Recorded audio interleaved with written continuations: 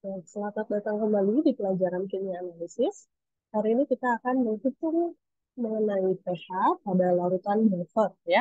Jadi kita sudah bisa menghitung pH larutan. Kemudian seperti yang kita tahu, buffer itu berpengaruh terhadap pemisahan kation kan. Jadi sebelum kita bisa mengetahui bagaimana pengaruh larutan buffer terhadap pemisahan kation, kita harus bisa dulu menghitung pH larutan buffer itu sendiri ya. Oke, nanti kita mulai ya. Seperti judulnya, hari ini kita akan membahas penghitungan pH larutan buffer. Ya, jadi setelah kalian bisa menghitung pH larutan, kita akan mempelajari bagaimana menghitung pH larutan buffer. Nah, kemarin kan pH larutan buffer itu ada di poin kelima ya. Jadi kita sudah bisa menghitung pH asam kuat, pH basa kuat, pH asam lemah, pH basa lemah, dan sekarang kita harus sudah bisa menghitung pH larutan buffer. Ini yang akan kita pelajari hari ini ya. Kemudian kita juga akan membuktikan apakah larutan buffer itu dapat mempertahankan nilai pH. Ya, seperti yang kita ketahui, salah satu fungsi buffer adalah mempertahankan nilai pH. Jadi kita akan buktikan sekarang ya. Apa betul secara matematis. Nah, kita lihat dulu nih. Ini khazanah dulu. Oke, kita keluarkan dulu ya. Oke, ini khazanah saja ya. Jadi, di antara keempat larutan ini, manakah yang bukan merupakan larutan buffer? Jadi, kita sedikit mereview ya. Larutan buffer itu, seperti yang kalian pernah pelajari, merupakan larutan campuran dari basa atau asam lemah dengan garamnya. Maksudnya gimana dengan garamnya? Kan di sini ada basa lemah nih ya, ditambahkan dengan NH4Cl. Jadi harus dengan garam konjugasinya. Maksudnya gimana? Kalau di sini NH4OH, kamu tambahkan dengan garamnya CH3COONA, dia tidak akan menjadi buffer ya. Jadi buffer itu harus asam atau basa lemah ya, ini basa lemah, ini asam lemah dengan garamnya ya. Di sini ada HF dengan HF. Nah, ini bisa. Jadi yang bukan merupakan larutan buffer adalah yang D. Karena ini adalah basa kuat dan garam kuat. Jadi walaupun ini konjugasinya, tapi kan dia basanya kuat ya. Jadi tidak bisa dijadikan larutan buffer. Nah, kita lanjutkan. Maaf ya, kita keluarkan saja. Oke, fungsi buffer itu apa sih ya? Kan kemarin sebetulnya sudah sempat kita bahas. Yang pertama itu adalah menjaga pH larutan. Kemudian buffer itu dapat menekan konsentrasi OH min. Kemudian dapat melanjutkan karena dia dapat menekan konsentrasi OH min, maka buffer itu dapat mencegah pengendapan beberapa kation tertentu. Nanti itu juga kita hitung ya. Kemudian buffer itu juga dapat menggumpalkan COS dan NIS dan buffer itu sendiri ya sebagai eh, penjaga pH ya. Oke. Nah, jadi setelah pelajaran hari ini kamu sudah bisa menghitung beberapa larutan ya pH buffer basa. Jadi kalau kemarin menghitung larutan menghitung pH itu kamu bisa menghitung pH asam kuat, basa kuat, asam lemah dan basa lemah. Nah, buffer itu juga ada banyak ya. Ada pH buffer basa, pH buffer asam. Nah, ini ada pH buffer basa. Jadi yang poin 1 dan 3 ini pH buffernya dulu ya. Poin 2 dan 4 itu kalian membuktikan nih, kalau buffer basa ditambahkan asam atau basa kuat, itu dia terjaga tidak pH-nya. Kan kalau normalnya, kalau dia bukan larutan buffer, kamu punya asam nih, terus kamu asam lemah ya katakanlah, terus kamu tambahkan basa kuat, dia kan pasti sudah tidak asam lagi. Tidak perlu asam lemah. Kalaupun dia asam kuat ya, ketemu basa kuat, kalau kamu campurkan kan dia jadi netral. pH-nya berubah ya. Nah, kan buffer itu dapat menjaga pH. Nah, di sini akan kita buktikan nih. Buffer basa ketika ditambah asam atau basa kuat, pH-nya tetap terjaga atau tidak. Begitu juga dengan buffer asam ya. Jadi kita hitung pH buffer dulu, lalu kita buktikan. Di sini juga hitung pH buffer asamnya, lalu kita buktikan. Oke, kita mulai ya. Jadi kita akan mulai dari pH buffer basa ya. Jadi di sini Katanya ada 100 mili larutan A mengandung NH4Cl 0,2 molaritas dan NH4OH 0,1 molaritas. Nah, yang perlu diperhatikan, larutan A di sini adalah 100 mililiter. Jadi baik NH4Cl maupun NH4OH itu sudah ada di dalam larutan A. Maka volume NH4Cl dan volume NH4OH itu sama-sama 100 mililiter. Beda lagi kalau nanti di soal itu saya sebutkan 100 mililiter NH4Cl 0,2 M dan 50 mililiter NH4OH 0,01 M. Maka kalau seperti itu kan volume dari basa lemah dan dari garamnya itu berbeda. Kalau di sini karena saya sebutkan 100 ml larutan yang sudah mengandung basa lemah dan garamnya, maka keduanya volumenya sama. Ini kalau diperhatikan ya. Kemudian ditanyakan, hitunglah pH larutan A jika diketahui Kb-nya 1,8 dikali 10 pangkat min 5. Ingat ya, Kb adalah tetapan ionisasi basa. Maka kalau di sini ada basa lemah, pasti akan ada tetapan ionisasi basanya. Kalau di sini ada asam lemah, maka akan ada tetapan ionisasi asamnya. Ya. Nah, jadi yang ditanyakan berapa pH larutan A. Nah, larutan A ini kan berarti buffer karena sudah mencampurkan basa lemah dengan garam konjugasinya ya. Nah, nah ini akan berkaitan dengan kemarin ya, perhitungan Kb. Jadi kalau kemarin yang sudah kita pelajari adalah bagaimana caranya menghitung asam lemak. Di sini yang akan kalian hitung adalah buffer. Buffer itu komponennya asam lemah. Maka di sini kita hitung lagi. Kita harus kuasai lagi. Nah, di sini kita lihat ya keterangannya. Konsentrasi NH4 plus menggunakan di sini.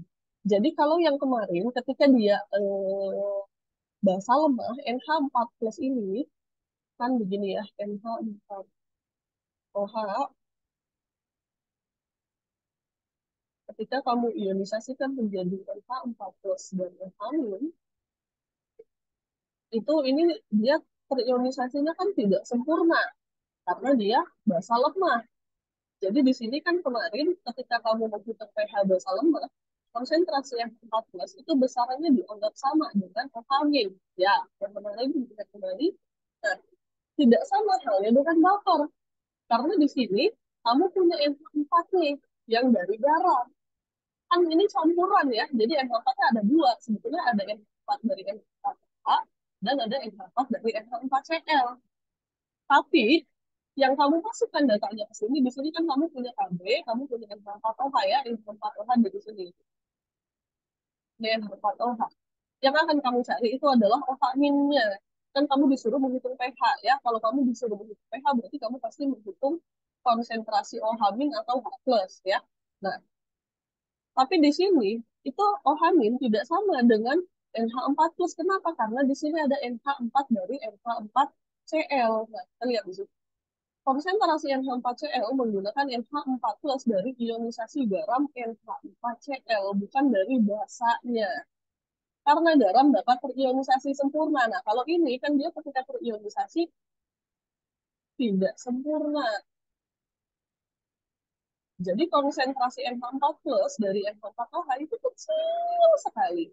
Sedangkan NH4Cl ketika dia diionisasi menjadi NH4 plus dan Cl min. Maka kalau di sini NH4 Cl-nya adalah 0,2 molaritas, maka NH4 plus-nya 0,2 molaritas juga. Jadi sebetulnya NH4 plus di sini diperhitungkan ya, dia bukannya menghilang, ada, tapi karena kecil sekali, jadi tidak tidak berpengaruh gitu. Jadi sebenarnya kan di situ 0,2 molaritas itu baru NH4 plus dari garamnya saja. Sebenarnya ditambahkan dengan NH4 plus dari NH4OH, tapi NH4 plus dari NH4OH itu seperti yang pernah saya ilustrasikan ya. Kalau NH4 plus dari NH4OH itu NH4 plus dari NH4OH ya, itu dia terionisasi menjadi bagian yang kecil sekali. Jadi katakanlah dia itu 10 pangkatnya 15, maka ketika ditambahkan dengan 0,2 menjadi 0,2 nol nol nol nol nol nol nol nol nol nol, jadi sangat kecil sekali, tidak signifikan. Jadi yang kalian masukkan ke sini cukup NH4 plus dari garamnya saja. Ya, ketika kamu menghitung pH buffer. Jadi kamu masukkan garamnya. Jadi bukan yang kamu masukkan itu bukan yang konsentrasinya besar. Ini kebetulan yang garam lebih besar daripada yang basah. Bukan yang besar ya, tapi yang garam. Jadi kalaupun di sini 0,1, di sini 0,2, yang kamu masukkan ke sini 0,1 ya. Jadi ini dari garamnya ingat ya. Nah, jadi semuanya sudah dimasukkan, kamu sudah bisa menghitung konsentrasi OH-. Maka konsentrasi OH- itu adalah 9 kali 10 pangkat min 6 molaritas. Nah, ini berarti ya molaritas. Ya. Nah, sekarang OH- kita sudah dapat, konsentrasinya sudah bisa dihitung pH-nya. Ya, hitung dulu pOH-nya 5,05, maka pH-nya 8,95. Nah, perhatikan ya, ini adalah pH dari larutan buffer. Ya, oke. Nah, jadi konsentrasi NH4 plus dari NH4Cl itu dia terionisasi sempurna. Maka dia konsentrasinya nilainya jauh lebih besar dibandingkan NH4 plus dari NH4OH gitu ya. Nah, jadi kalau kalian menghitung buffer, gunakan rumus ini ya, KB3KB. Nah, NH4 plus ini pakai yang dari garamnya begitu. Nah, sekarang kita lihat. Nah, sekarang pH-nya kan 8,95 nih. Sekarang kita akan melihat setelah ditambahkan asam atau basa kuat, pH-nya tetap terjaga gak gitu ya. Nah, ini nih, pH buffer basa ditambahkan asam kuat. Jadi kita lihat dulu yang ditambahkan asam kuat dulu ya. Nanti kita lihat yang ditambahkan basa kuat bagaimana. Nah, jadi kita lihat ya, dalam larutan A tadi dibubuhi 10 mili 10 mililiter HCl 0,1 N hingga terbentuk larutan B. Nah, gini. Jadi kan larutan A ini tadi buffer. Ya, ini adalah buffer. Kamu akan menambahkan asam kuat 10 mili HCl 0,1 normalitas hingga terbentuk larutan B. Ya, jadi ini adalah larutan B, buffer yang sudah ditambahi asam kuat. Yang ditanyakan, hitunglah pH larutan B jika diketahui Kb-nya 1,8 kali 10 pangkat 5. Nah, yang perlu dicatat, ketika ditambahkan asam kuat, buffer ini ya, dia dapat terjaga pH-nya kalau asam kuat yang ditambahkan itu sedikit saja. Kan larutan A ini 100 mililiter ya tadi ya, 100 mililiter. Kalau misalnya kamu tambahkan asam kuatnya 100 mililiter juga, kan jadi banyak. Atau misalnya di sini 500 mililiter, ya pasti kalah buffernya ya, tetap tidak terjaga. Jadi ingat, harus diperhatikan asam kuat yang ditambahkannya sedikit saja, baru bisa dijaga gitu ya. Jadi dia tidak invisible, tetap ada aturannya. Nah, pertambahan HCl menyebabkan perubahan konsentrasi, baik pada basa maupun pada garam yang menyusun larutan A. Jadi, untuk cara menghitungnya, pertama, kamu hitung dulu sebelum ditambah,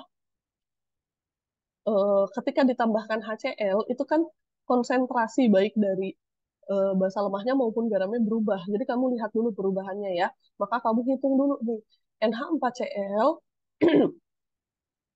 sebelum ditambahkan HCl di sini ya, kamu hitung dulu jumlah zatnya sebelum ditambahkan.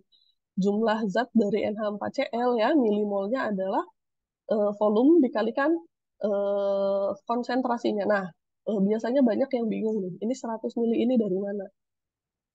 100 mili ini bukan larutan total ya, tapi larutan NH4Cl-nya berapa volumenya. Kebetulan larutan A ini kan saya tadi menuliskan soalnya larutan A adalah 100 mililiter campuran, ini sudah merupakan campuran NH4Cl dan NH4OH. Jadi baik NH4Cl maupun NH4OH volumenya adalah 100 mililiter. Beda lagi kalau nanti di soal saya menyebutkan seperti ini. 100 mililiter NH4Cl ditambah 100 mililiter NH4OH. Maka kalau seperti ini, jangan 100 deh ya, coba. Misalkan di sini 50. Maka ketika kamu mencari jumlah zatnya, kamu harus mengalihkan dengan volume masing-masing. Untuk NH4Cl dikalikan 100, untuk NH4OH dikalikan 50. Karena larutan A ini adalah 100 mili campuran keduanya, maka masing-masing sama-sama 100 ml gitu ya. Jadi 100 ml ini bukan total, tapi masing-masingnya gitu. NH4Cl-nya 100, untuk mencari mol NH4Cl 100 ml dikali 0,2, kamu punya 20 milimol ya, ditulis dulu di sini. Kemudian NH4OH-nya 100 ml dikalikan 0,1 jadi 10 milimol. Nah, dituliskan di sini. Kemudian kamu menambahkan HCl. HCl-nya berapa milimolnya? HCl-nya kan 10 ml dikalikan 0,1 molaritas. Jadi 1 milimol. Nah, diperhatikan ya. Kalau kaitannya dengan pH dan KSP, konsentrasi apapun ini harus dikonversi menjadi molaritas ya. Dikonversi menjadi molaritas. Oke, di sini sudah dikonversi. Nah, ini yang perlu diperhatikan. Nah, ini kan buffer basa. Kenapa kita sebut buffer basa? Karena buffer ini dibuat dari campuran basa lemah dengan garam konjugasinya. Kalau buffernya merupakan campuran dari asam lemah dan garam konjugasinya, maka dia buffer asam ya, perlu diperhatikan. Nah, ini karena dia buffernya basa, kamu menambahkan asam, basa ketemu asam, dia akan berubah menjadi air. Maka konsentrasi jumlah zat basanya akan berkurang. Nih ya, kita baca dulu. HCl akan terionisasi menjadi H plus dan Cl min ya. Kita tulis di sini. HCl terionisasi menjadi H plus dan Cl min. Nah, H plus akan mengikat OH min dari NH4OH. Nah, di sini kan tadi ada NH4OH nih. Di sini ada NH4Cl. Nah, H plus ini akan menyerang OH min. Dia serang, dia akan membentuk H2O. Nah, H plus mengikat OH min dari NH4OH membentuk air, sehingga konsentrasi NH4OH berkurang, karena tadi OH minnya diambil ya, sebesar H plusnya ini. Jadi, NH4OH-nya dikurangi, maka 10 milimol dikurangi 1 milimol menjadi 9 milimol. Nah, kemudian NH4 plus dari NH4OH, nah ini kan jadi sendirian nih. Yang kehilangan OH akan berikatan dengan Cl yang terionisasi. Nah, kan ini juga sendirian nih. Nah, jadi si Cl-nya ini akan berikatan dengan NH4OH. NH4Cl dan ketemu dengan NH4 ketemu dengan Cl, dia akan membentuk NH4Cl, bukan? Maka konsentrasi NH4Cl-nya bertambah, gitu ya. Jadi, ini garamnya bertambah, basanya berkurang. Membentuk sehingga konsentrasi NH4Cl bertambah. Jadi sebetulnya ini mudah ya kamu menghafalkannya. Yang namanya buffer basa, kalau ditambahkan asam, yang berkurang pasti basanya. Berarti kalau basanya berkurang, pasti garamnya bertambah ya, ada aksi, ada reaksi, seperti itu. Nah, jadi jumlah zatnya setelah penambahan asam, kita sudah punya nih, jumlah zatnya berubah. Yang tadinya NH4Cl 20 milimol menjadi 21 milimol, NH4OH-nya yang tadinya 10 milimol menjadi 9 milimol. Ini belum selesai ya, kita baru mendapatkan jumlah zat. Sekarang kita sudah bisa menghitung konsentrasinya. Nah, jadi ke dalam larutan A tadi kan dibubuhi 10 mili HCl 0,1 normalitas sehingga terbentuk larutan B. Nah, berapa pH-nya? Nah, untuk menghitung pH, kamu kan harus mencari OH-min. Ya, untuk mencari OH-min, berarti kamu harus tahu dulu berapa konsentrasi NH4+. Jadi, hitung konsentrasi NH4Cl dan NH4OH setelah penambahan HCl. Nah, tadi kan milimolnya sudah kamu hitung. Ya, sekarang milimolnya sudah kamu hitung. Nah, jangan lupa, ini volume totalnya juga berubah. Tadi volume totalnya larutan A itu adalah 100 ml kan? Kan ditambah dengan 10 mili, maka volume totalnya sekarang jadi 110 ml. Jadi 21 milimol jumlah zat NaCl dibagi dengan volume total, maka sekarang konsentrasi NH4Cl adalah 0,19, sedangkan konsentrasi NH4OH adalah 0,08. Nah, ini yang akan kamu gunakan konsentrasinya untuk menghitung pH-nya ya. kembali ke menghitung pH buffer. Jadi di sini Kb-nya kamu punya, kan tadi ada ya di sini Kb. Konsentrasi NH4-NaOH-nya kan berubah nih jadi segini, jadi 0,08. Begitu juga dengan konsentrasi garamnya ya. Mana sih? Nah, ini. Garamnya juga kan berubah jadi 0,19 ya. Jadi kamu masukkan lagi datanya kan sudah berubah. Jadi datanya sudah berbeda, kamu masukkan OH minnya jadi 7,58 kali 10 pangkat min 6 molaritas. Nah, tinggal kamu hitung pH-nya berapa, dihitung POH-nya. Nah, ternyata ketika larutan buffer basah ditambahkan dengan asam kuat, sedikit asam kuat ya, pH-nya menjadi 8,88. Apakah dapat dipertahankan pH yang sebelumnya? Kita lihat ya. pH ketika belum ditambahkan asam kuat adalah 8,95. Nah, kalau kamu lihat di sini 8,95. Ini pH ketika belum ditambahkan asam kuat ya. Nah, ketika ditambahkan asam kuat menjadi 8,88. Memang turun, tapi hanya sedikit saja. Normal ya, ketika kamu menambahkan asam kuat, itu dia turunnya langsung drastis ya, kalau ini bukan larutan buffer. Nah, jadi tadi 8,95 turun menjadi 8,88. Berarti sesuai dengan sifatnya, karena kamu kan menambahkan asam. Maka pasti dia akan menjadi sedikit asam ya. Sedikit saja dari 8,95 menjadi 8,88. Sekarang kita lihat pH buffer basah ditambah basah kuat. Nah, jadi semua prinsipnya sama. Kamu cari dulu milimolnya masing-masing. Perbedaannya di sini. Kalau tadi yang kamu tambahkan adalah asam kuat. Nah, sekarang yang kamu tambahkan basa kuat. Nah, jadi ini buffer basah. Buffer basah. Kamu tambahkan basa. Maka pasti yang bertambah basanya ya. Seperti tadi kita lihat ya, NH4OH itu diionisasikan menjadi NH4 plus dan OH min. Maka kalau di sini ada NH4Cl, di sini ada NH4OH. Nah, kita lihat nih. NaOH, oh ini salah ya, maaf.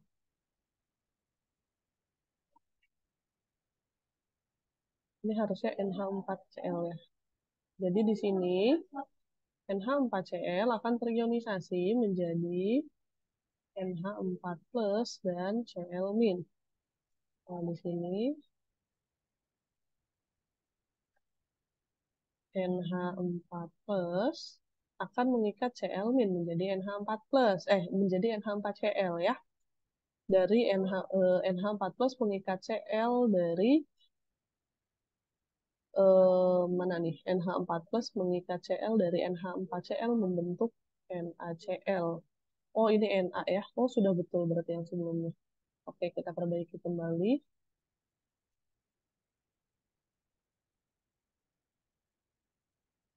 Iya, betul, betul, betul. Berarti ini kita ulang ya.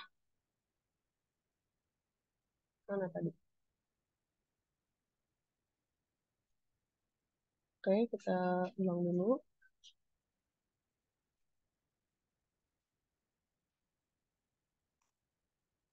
Oke, di sini NaOH akan terionisasi menjadi Na plus dan OH min. Nah, di sini bahasa kuat ya, oh, maaf.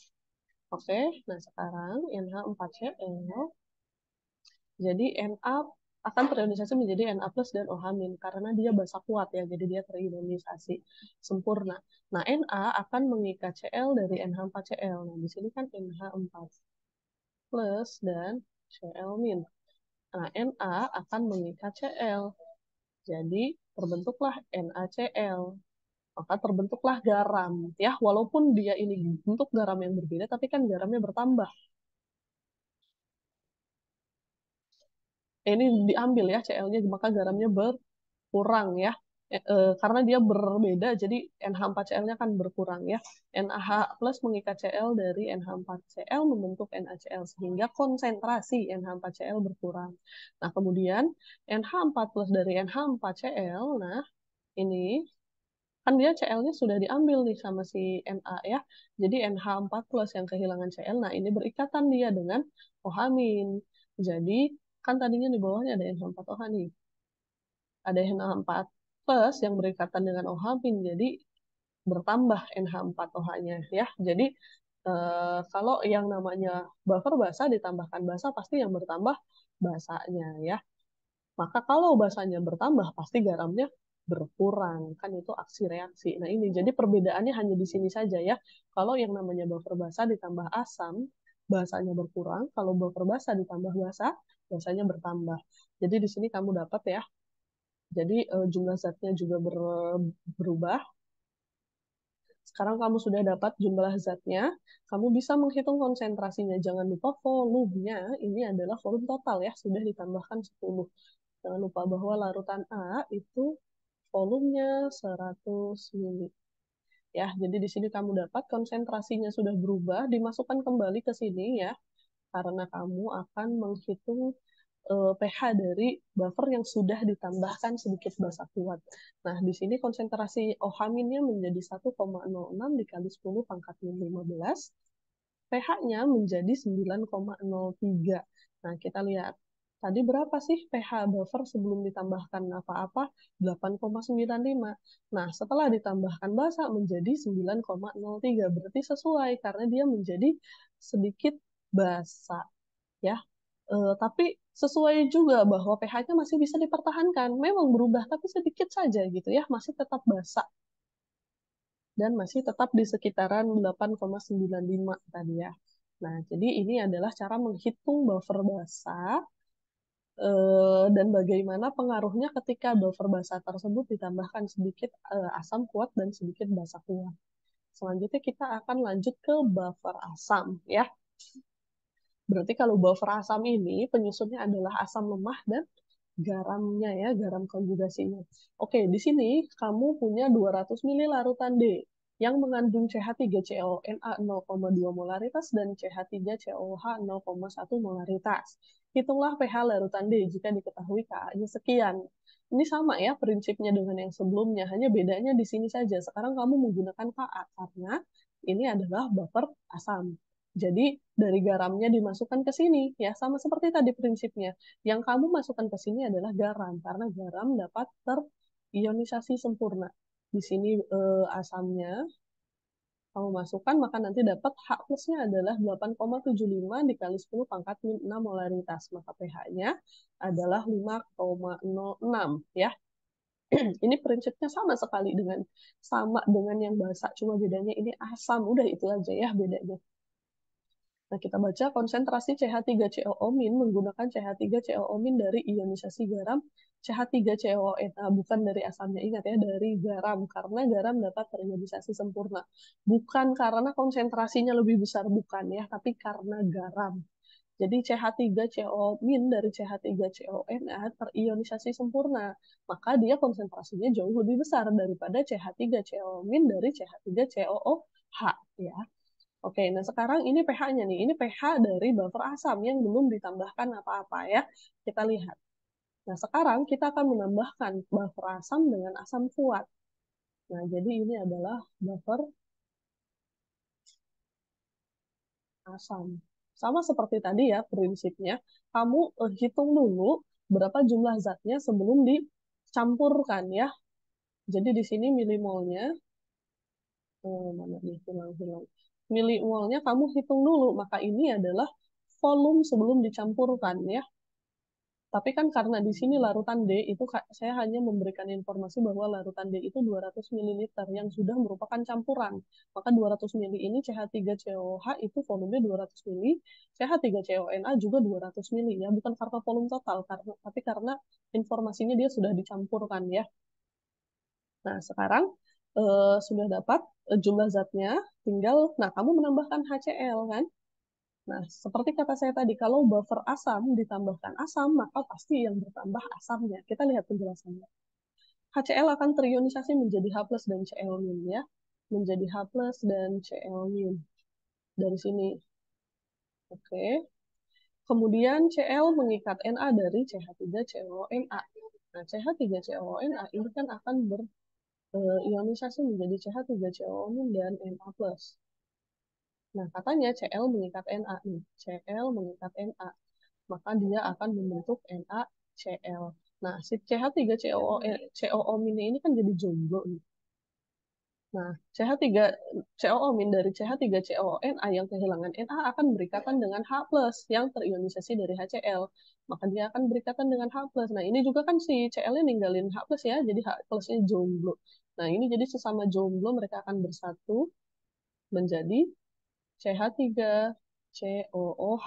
Makanya si CH3COOH-nya ini dia jadi bertambah ya. CH3CONA-nya jadi berkurang kan diambil di sini ya. Oke, nah sekarang kita sudah punya jumlah zatnya. Sekarang kita hitung dulu konsentrasinya ya. Jangan lupa nih, volume ini adalah volume total. Ingat, larutan D itu volumenya adalah 200 ml. Ditambahkan dengan asamnya yang kamu tambahkan, jadi 210 ml. Begitu juga dengan yang CH3COH. Nah, ini langsung kamu masukkan, garamnya dimasukkan ke atas, asamnya dimasukkan ke bawah, H plusnya dapat 9,21 kali 10 pangkat 6 molaritas, maka pH-nya menjadi 5,04 ya. Ini pun dapat dipertahankan. Kita lihat pH sebelum ditambahkan asam adalah 5,06. Setelah ditambahkan asam menjadi 5,04. Menjadi sedikit lebih asam, tapi masih dapat dipertahankan. Sekarang yang terakhir, pH buffer asam ditambah basa kuat. Nah, jadi sama nih. Kamu punya asam ditambahkan basa, maka pasti asamnya berkurang. Kita lihat penjelasannya. Jumlah zatnya sudah dihitung ya. Ingat ini adalah volume masing-masing ya, bukan volume setelah ditambahkan. Ini volume sebelum ditambahkan. Kemudian NaOH akan terionisasi menjadi Na+ dan OH-. Ya, ini akan terionisasi menjadi Na+ dan OH-. OH- mengikat H+ dari CH3CONA. Nah, CH3CO maaf, CH3COOH ya, CH3COO- dan H+. OH-, OH- akan berikatan dengan H+ menjadi air ya. Maka konsentrasi CH3COOH-nya akan berkurang.